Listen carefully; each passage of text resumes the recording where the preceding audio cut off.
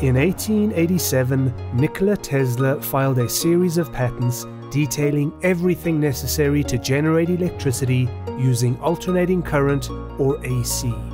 The principal method of generating electricity at the time was Thomas Edison's direct current, or DC. Inventor and industrialist George Westinghouse, believing AC power was the superior standard, bought the Tesla patents and formed the Westinghouse Electric Company, together with the Serbian engineer. Soon, Westinghouse and Edison were locked in a battle to prove which electrical standard was best. In a bizarre twist, the war between the two companies became focused on the execution of a convicted killer called William Kemmler and the invention of a device called the electric chair.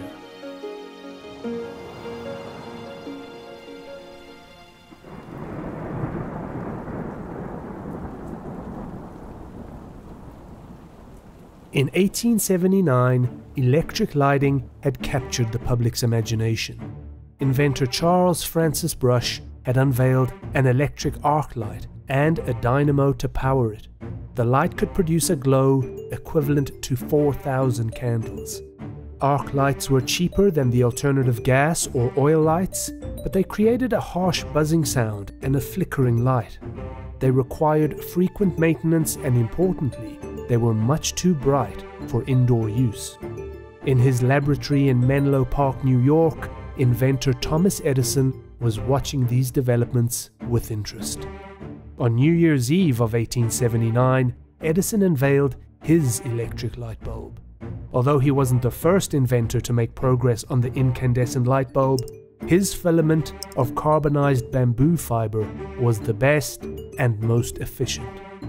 And Edison had another advantage: an electric power grid to supply the power for his new bulb. In 1887, the year before demonstrating the light bulb, Edison, building on the work of English scientist Michael Faraday, had developed his own DC power generator. Leveraging his reputation and his financial backing, he formed the Edison Illuminating Company and built the first commercial power station in the US. The Pearl Street Power Station was located in Manhattan's financial district in New York. It served just 82 customers and a grand total of 400 lamps when it first began generating electricity in September of 1882. Within the next 2 years, Pearl Street Station served more than 500 customers and over 10,000 lamps.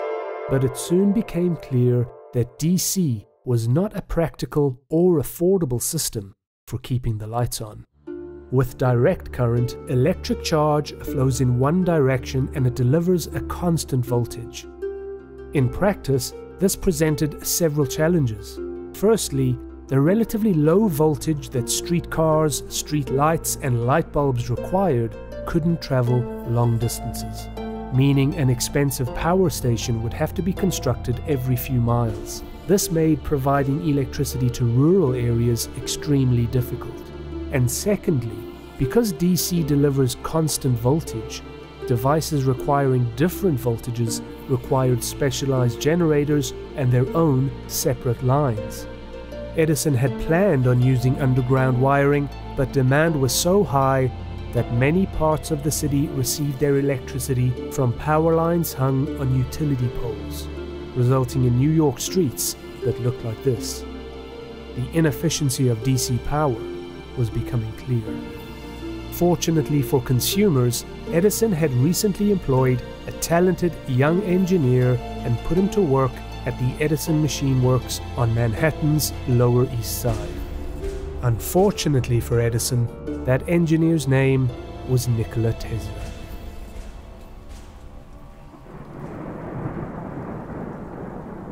Tesla was born in the Austrian Empire, in modern-day Croatia, in 1856. In 1882, at the age of 26, he joined the Continental Edison Company in Paris, installing the same electrical infrastructure that Edison was building in Manhattan. Tesla was working for Edison's right-hand man, Charles Batchelor, and was soon put to work designing and building improved dynamos and motors. When in 1884 Edison asked Batchelor to return to the US to run the Edison Machine Works, he insisted on bringing Tesla with him.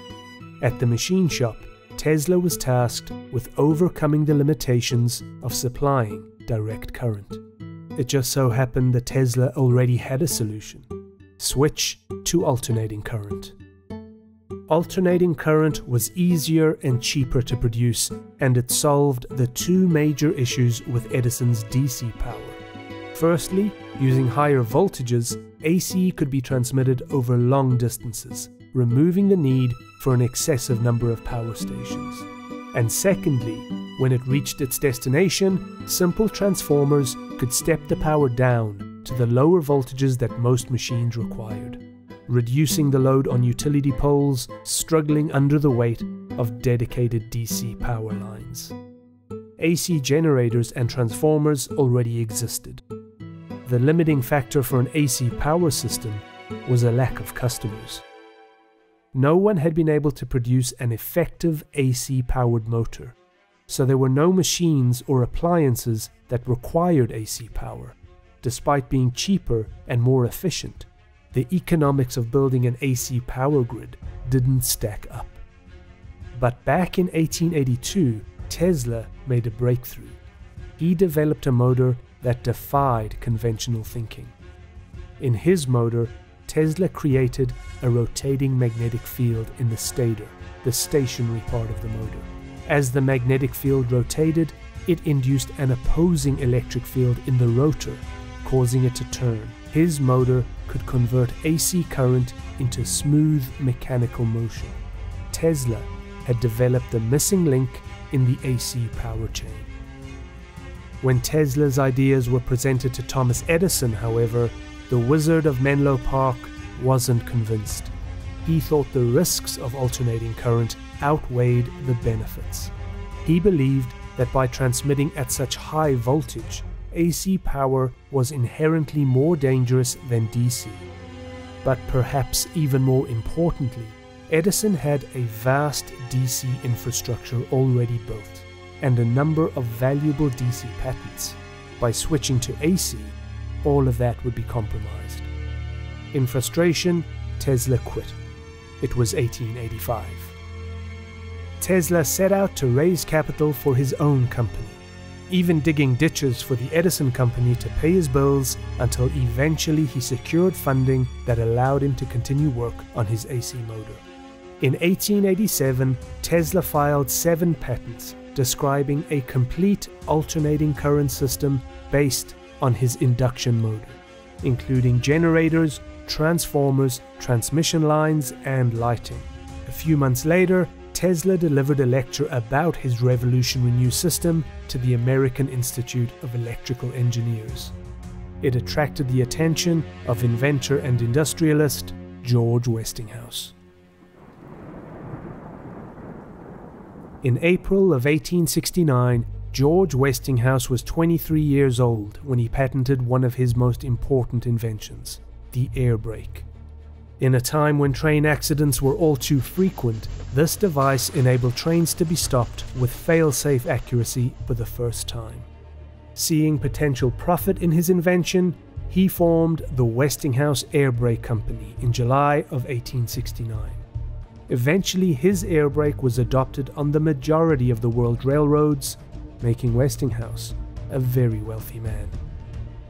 His empire expanded as he opened companies in Europe and Canada, and in 1884, seeing the potential of electric energy, he founded the Westinghouse Electric and Manufacturing Company. Westinghouse recognized that there were numerous towns that wanted electric lighting and were willing to pay for it, but the population was too spread out to warrant installing an Edison DC system, which was only cost-effective in densely populated urban areas. He began developing an AC power system that looked promising but was missing a vital component: Tesla's AC induction motor. After Tesla's 1887 lecture, George Westinghouse went to the inventor's lab and made him an offer, purchasing his patents for $60,000, which included $5,000 in cash and 150 shares in the Westinghouse Corporation. The deal also required that Tesla spend time at the Westinghouse factory in Pittsburgh as production of his motors began. But the inventor was more interested in theories, ideas, and invention. He didn't enjoy the realities of full-scale production. By the end of the year, he gladly returned to his New York laboratory. Now equipped with a complete AC power system, Westinghouse eagerly took on his major rival, the Edison Electric Light Company. Westinghouse went after contracts for the very places that Edison's DC system could not serve. The towns and cities where the population was spread out over a wide area. Drawing on the fortune he had made manufacturing air brakes and signal systems, Westinghouse underbid Edison in competing for contracts. Determined to catch up with Edison, Westinghouse frequently offered to build new power stations below cost. The Westinghouse tactics appalled Edison. He believed a customer should be charged what it actually cost to make the equipment, plus a modest profit. Intentionally losing money to undercut a rival seemed unfair. Edison launched a propaganda campaign to discredit alternating current and convince the public it was dangerous. In 1886, he was quoted as saying, "Just as certain as death, Westinghouse will kill a customer within 6 months after he puts in a system of any size." And there were deaths, particularly among linesmen working on overloaded utility poles. The press in New York began frequently reporting death-by-wire incidents, each new report seeming to fan the public's mistrust of high-voltage AC and the dangerous tangle of electrical wires above their heads.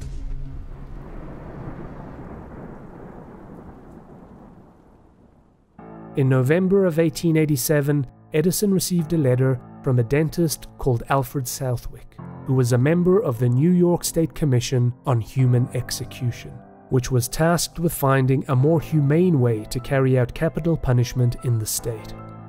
Hanging was the official form of lawful execution, but there was a growing sentiment among New Yorkers that it was a barbaric practice.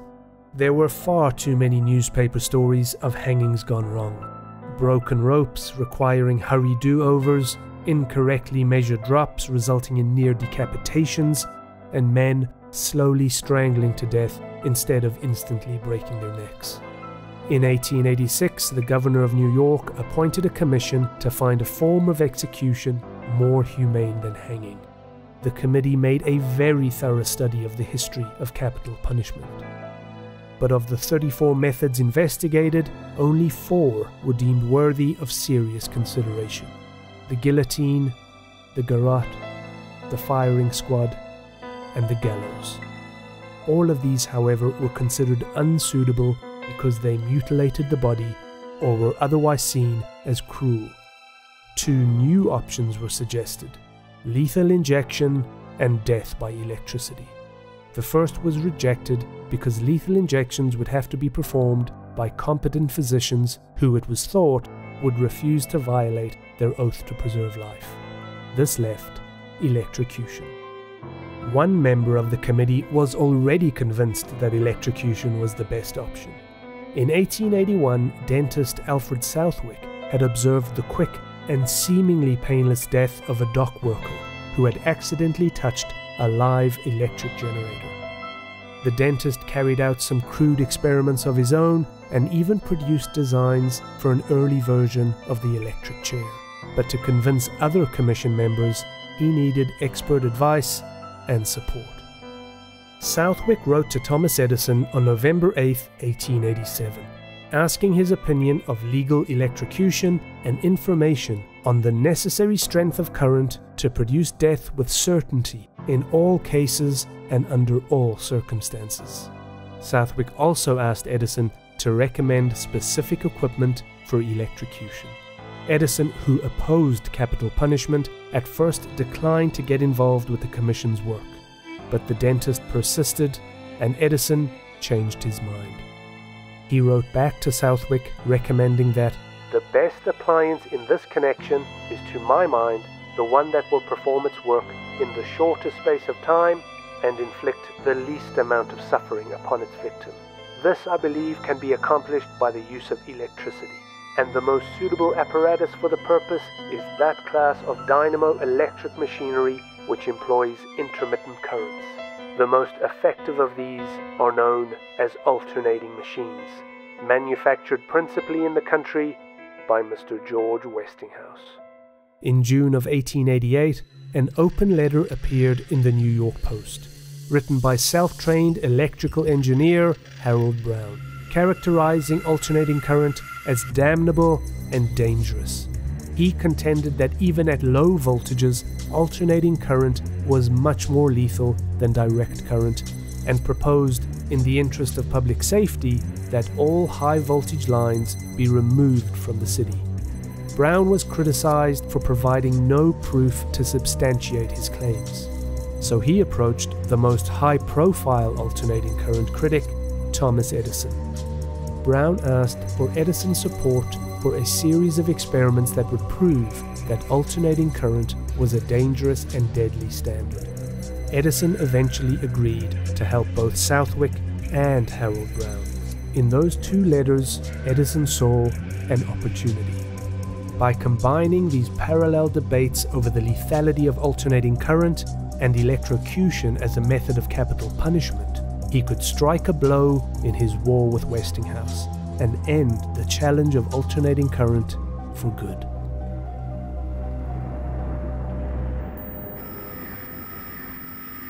Harold Brown, with Edison's support, began a series of experiments to determine what voltage of AC current would prove fatal. The pair decided that animal testing was the best experimental method, and in July of 1888, in a letter to Henry Bergh Jr., president of the American SPCA, Edison wrote, "I have lately been trying various experiments on dogs with a view to find how great a pressure and quantity of electricity it takes to kill them, with the view not only of determining the physiological data the question involves, but also to arrive at the best means of safeguard to the lives of men engaged in electric lighting business. Can you therefore aid me to obtain some good-sized animals for the purpose of completing these experiments as early as possible?" The SPCA had previously expressed an interest in using electrocution as a more humane way to euthanize animals, but in this instance, Henry Bergh Jr. refused, saying, "I am in favor of the use of the electric current when applied in sufficient volume to produce instantaneous and merciful death. But you will recognize that there is a great difference between this and experiments which are calculated to inflict great suffering upon the animal." But even without the SPCA's help, Harold Brown was able to source the animals he needed. He experimented on dogs, cows, and even a horse. On the bigger animals, he used 750 volts of alternating current. When presenting his findings to the New York State Commission on Human Execution, it was decided to use 1000 volts to execute a human being. The problem of how to apply these findings to the practical business of capital punishment was ultimately turned over to the state's Medico-Legal Society, who returned to Southwick's early designs and recruited Harold Brown to work on the project. In an Edison laboratory in New Jersey, Brown, together with doctors Carlos McDonald and A.D. Rockwell, built the first electric chair. Edison helped source second-hand Westinghouse generators to power the chair, ensuring it was Westinghouse AC that was powering the deadly device. New York's electrocution law was to go into effect on January 1st, 1889, and the first criminal subject to the new law was William Kemmler. On the morning of Friday, March 29th, 1889, Kemmler had a prolonged argument with his common-law wife Tilly over her relationship with another man. In a fit of drunken rage, Kemmler beat Tilly to death with the blunt end of a hatchet. Kemmler was charged with first-degree murder the next day. 2 months later, Kemmler was found guilty, and on May 14th, the judge sentenced him to death by electrocution. Kemmler's lawyer appealed the verdict, an appeal funded by George Westinghouse, arguing that electrocution was a cruel and unusual punishment. Thomas Edison himself was called to testify in the appeal hearing. On June 3, 1889, he testified that he was convinced that death by electrocution would be instantaneous and that alternating current was the best way to administer it. 1,000 volts of alternating current, he asserted, would in every case produce instant, painless death. Edison's evidence was considered to be key in the judge's decision, and on October 9, 1889, Kemmler's appeal was denied. The date of his execution was to be August 6, 1890.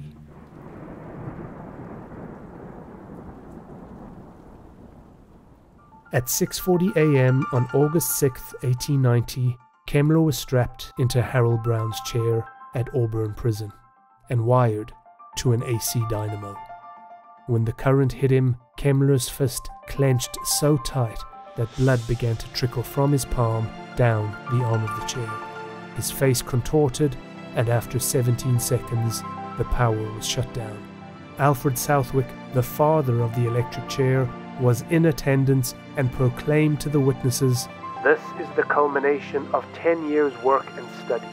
We live in a higher civilization today."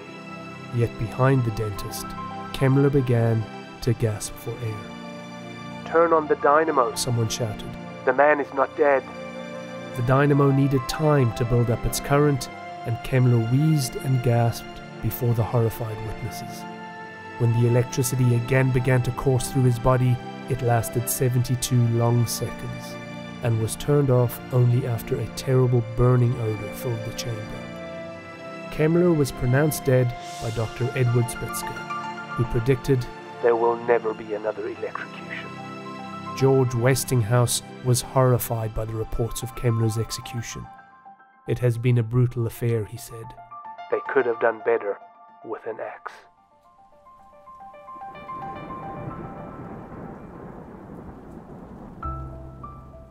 Despite the debacle of Kemmler's death, electrocution was soon adopted in other states, and at its peak in 1949, it was the chosen method of execution in 26 US states. But the AC-powered electric chair was not the end of alternating current. In 1893, George Westinghouse showcased his AC system at an event that eclipsed the Kemmler execution. Westinghouse Electric provided power to tens of thousands of lights at the 1893 World's Columbian Exposition in Chicago. The fair's 27 million visitors were not only enthralled by the beauty of the nighttime illumination, but also grew convinced that AC was the future. In parallel with the World's Fair, Nikola Tesla was working behind the scenes to convince Wall Street financiers to back a giant hydroelectric power plant at Niagara Falls that could transmit power to cities across New York State. Tesla persuaded the bankers that alternating current was the best standard, and he helped Westinghouse bid on the contracts for designing and equipping the new power station. The power plant went into operation on August 25, 1895, and immediately set the standard for electric power grids across the world. For much of the 20th century, AC power has been generated and distributed on a massive scale by investor-owned utilities that continue to rely on the multi-phase AC technology pioneered by Tesla and Westinghouse. Unfortunately for Tesla, although he won the current war, he faded into obscurity. He continued to devote his time to science, and his ideas were ahead of their time. But time and time again, he failed to translate them into practical advances. He died penniless, the epitome of the reclusive, eccentric scientist. In contrast, Edison became a millionaire, thanks to dozens of patents such as the light bulb, the phonograph, and the film camera. He became one of the best known and admired inventors in history. And despite losing the current war, Edison's DC power is still part of our lives. All modern battery-powered devices are powered by direct current. In fact, even the induction motors that drive Tesla electric cars are powered by DC batteries. Thanks for watching. If you like this video, here are a few others you might enjoy.